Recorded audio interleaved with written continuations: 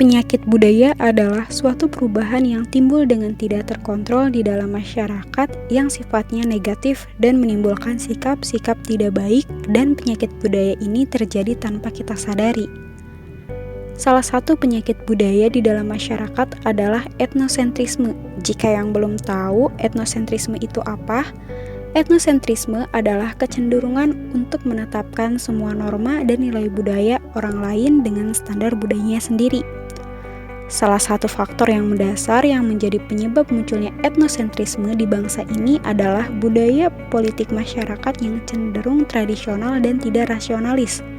Budaya politik masyarakat kita masih tergolong budaya politik subjektif, ikatan emosional, dan juga ikatan-ikatan primordial masih cenderung menguasai masyarakat kita.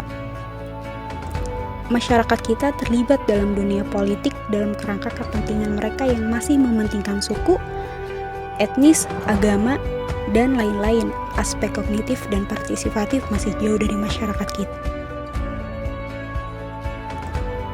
Pluralitas masyarakat Indonesia ini tentu melahirkan berbagai persoalan.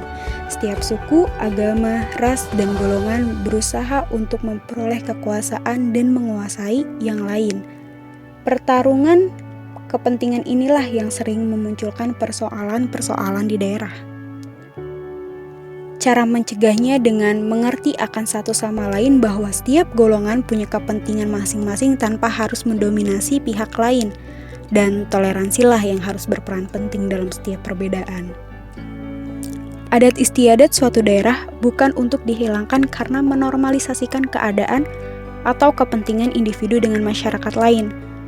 Sebab sebuah adat istiadat mampu menjadi khas dan daya tarik untuk terkenangnya suatu daerah tersebut.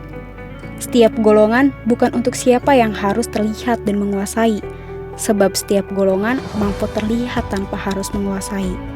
Untuk kamu, anak bangsa, tetaplah pertahankan adat istiadat, keturunan nenek moyang kita tanpa ingin ada niatan menjadi penguasa, karena setiap golongan, baik dalam suku, ras, agama, mampu berjalan beriringan tanpa harus mendominasi banyak tekanan pihak yang lain.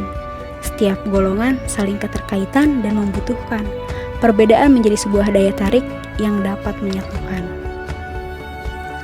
Sebab konflik bukan untuk dimusuhi, tapi dikelola secara arif dan bijaksana.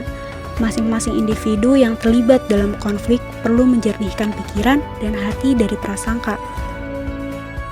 Salah satunya etnosentrisme terhadap pihak lain.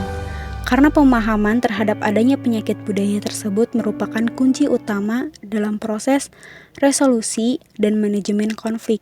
Negara ini membutuhkan solusi yang memuaskan dalam menghadapi ancaman konflik dan separatisme di daerah-daerah yang lebih sering disebabkan oleh tumbuhnya berkembangnya berbagai penyakit budaya, salah satunya seperti etnosentrisme.